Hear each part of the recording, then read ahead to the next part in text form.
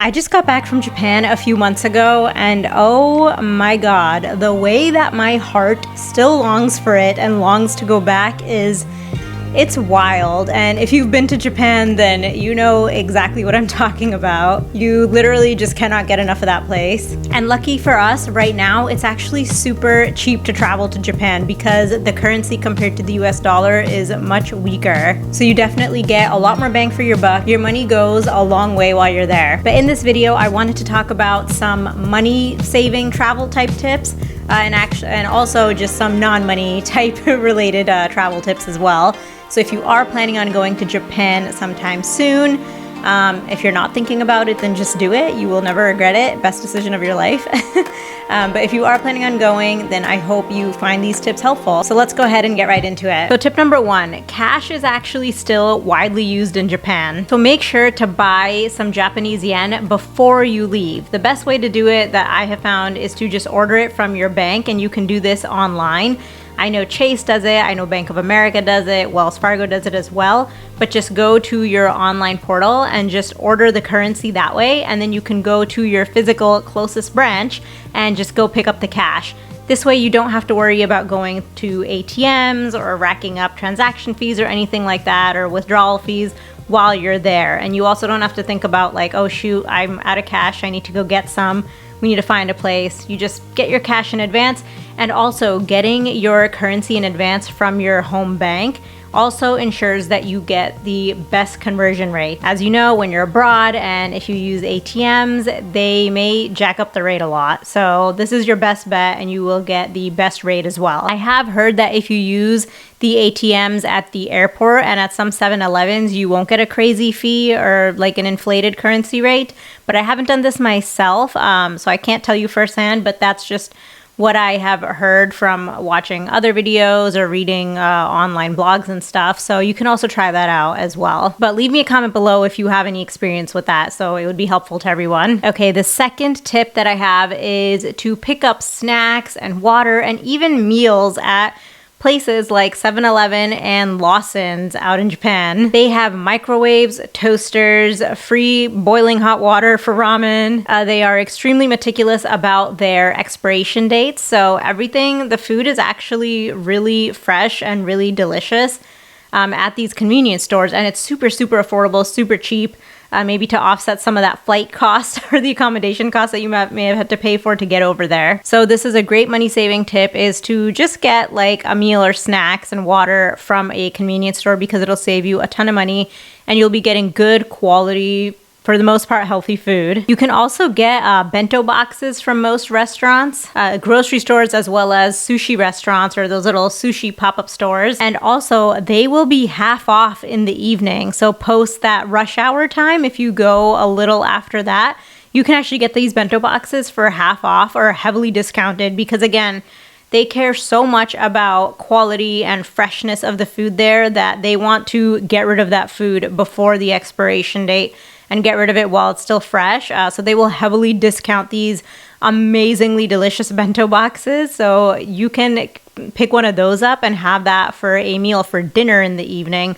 And that is a good way to save a lot of money as well. The other thing that you can do is go to a sushi conveyor belt restaurant, and you can get rolls for like $1 to $3, and that's actually pretty cheap. And again, it's just so delicious, so fresh. You really just can't go wrong with food in Japan. Tip number 2 is to bring your passport if you are going to go shopping. This way, when you're out shopping, you can shop tax-free. You just give the cashier your passport and they will remove the tax for you. So you don't have to deal with it at the airport.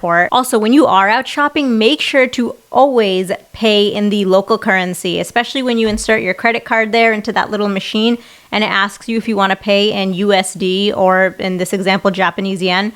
Always pick Japanese yen or whatever country's local currency you are paying in, because that will ensure you get the best rate, the best conversion rate. So make sure you're doing that. Sometimes they will even ask you verbally. So if you're out at a restaurant and you give them your credit card to pay, again, they'll bring out the little machine and they'll ask you, do you want to pay in US dollars or in yen? Say yen. Again, this will ensure you get the best exchange rate. And if you do end up paying in USD, you might end up actually overpaying. Number 3 is to get a digital IC card on your phone. The 2 different types of IC cards are Pasmo or Suica. This is what it looks like. This is just, I don't know, it's not really a it won't really focus, but it's just this green card. I got the Suica and I just added it to my iPhone's Apple Wallet. So in my experience, I actually couldn't download the Pasma card because I have a Visa credit card, and due to this chip sensitive, this security chip thing, which I will get into later in this video, because of that security reason, I could not use my credit card to put money or to top up my Pasma card. So instead, I downloaded the Suica, and that did work. I believe I linked it to my Chase Sapphire Reserve, and it worked fine. So what this card does is, so it's pretty much a transportation card where you can put it into your Apple Wallet on your phone, and you keep topping it up with money, and you use that card to pay for your train tickets all over the Tokyo Metro. It worked in Kyoto. It worked on all of the buses. And the nice thing is that you can even use it to pay for places. You can even use it to pay for certain convenience stores like 7-Eleven and Lawson. I think they also allowed you to pay with your IC card.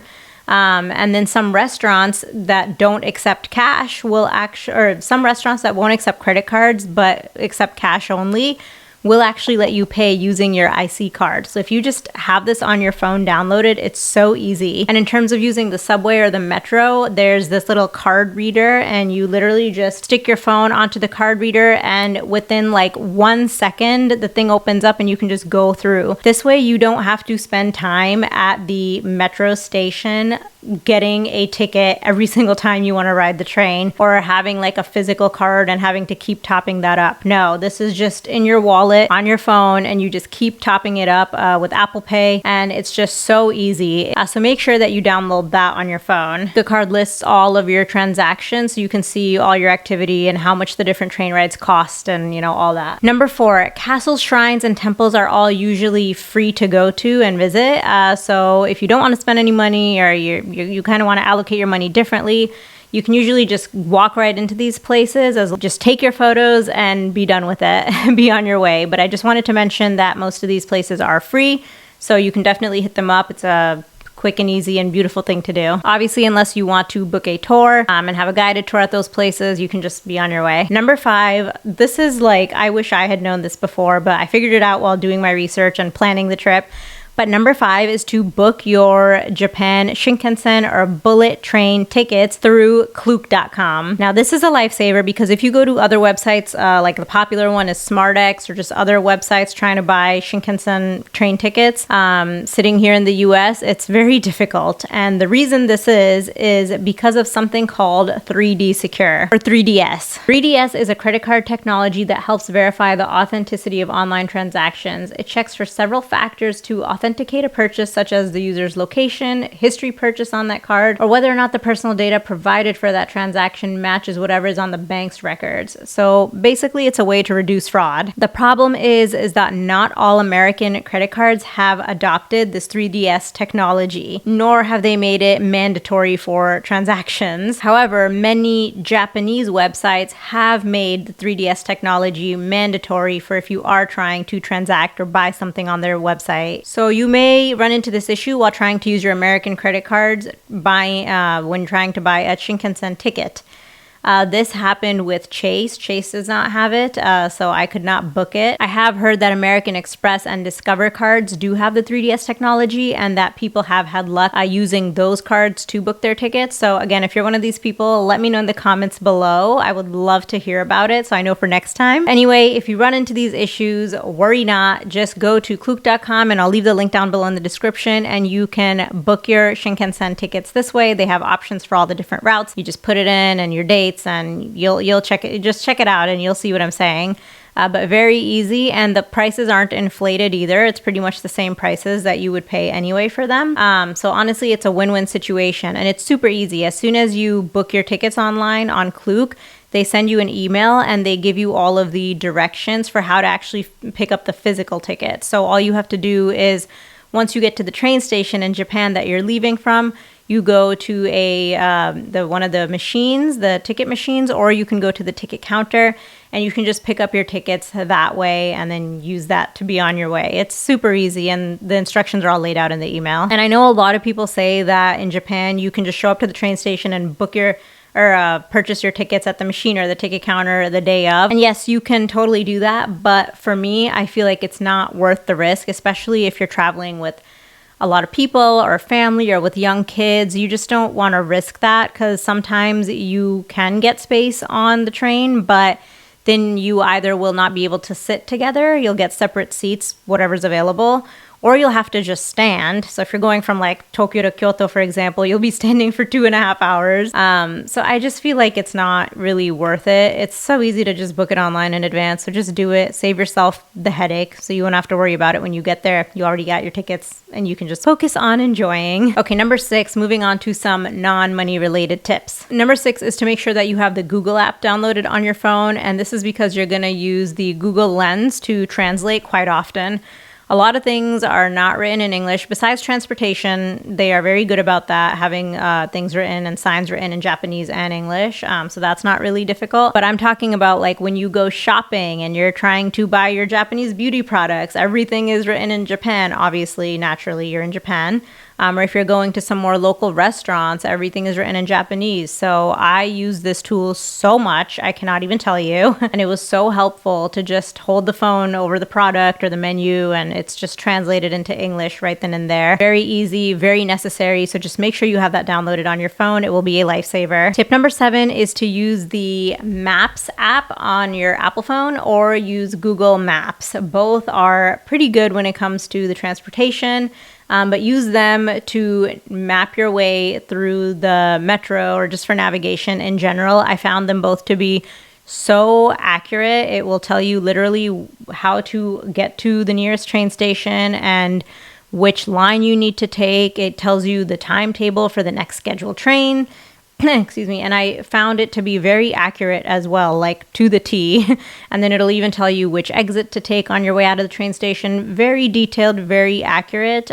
So make sure you have one of those 2 apps on your phone. It will make navigating so easy. Number 8, if you're not wanting to take public transportation or the trains for whatever reason, Uber works there as well. So you can use the Uber app to book a car. I know in Tokyo, at least. I didn't use it. I didn't need to use it anywhere else, but I did use it in Tokyo a few times.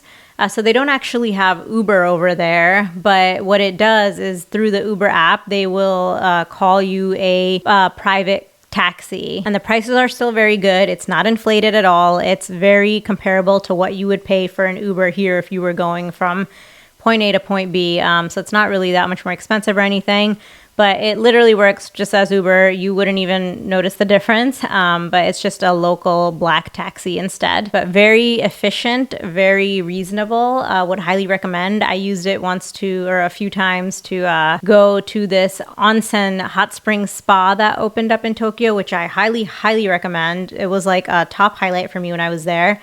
But it was like 4 a.m. I was really jet lagged and I wanted to go, but the train was going to take me 25 minutes and a car ride was going to take me like 8 minutes at the time. So car ride it was. But yeah, it was really amazing, really easy.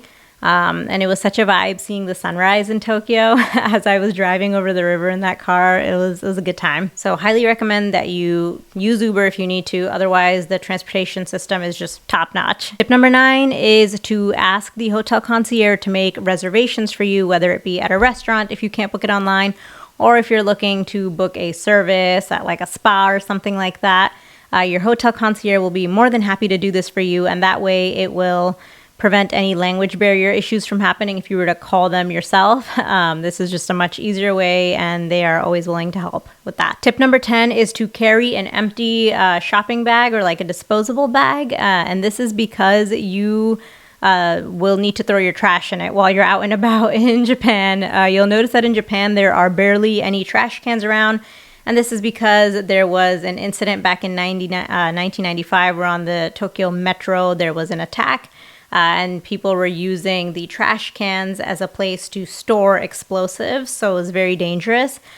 So just make sure that you are carrying a bag with you so that you can dump your trash in there while you're out doing your sightseeing. And then once you're back at your hotel or Airbnb, that's when you can go ahead and dump your trash out there. That's very common. That's what people do. Tip number 11 is to eat your heart out while you are in Japan. If you are not going for the food and if you're not going to eat, why even go? No, I'm kidding. Japan is actually amazing in so many aspects. It's beautiful. It's amazing. But the food is definitely like the core. It's the core to the culture, in my opinion. It's just, oh my goodness, on another level. Japan is known to be meticulous in its carefully crafted flavors and presentation. Japan is the place to expand your palate. Japan is the place to be exploratory with your food. Go out of your comfort zone and really embrace and enjoy the deliciously amazing foods there. Oh my goodness, from just meals to sushi to ramen to the desserts. Oh my God. They win the medal on this. That's all I have to say. Just go there and try as many foods as possible. Something I really enjoyed on my time this time was the vast variety of halal food that was available. That was something different and new. So I really got to try a bunch of different foods and I enjoyed myself so much. If you have any other additional tips about how to travel in Japan or money saving tips or whatever, I would love to hear from you. Please leave them down below in the comments. And if you want to know how you can actually get cheap tickets to Tokyo from the US, and I mean like under $1,000 cheap, which is unheard of, then I highly suggest you check this video out next where I go over exactly that. I'll catch you in the next video.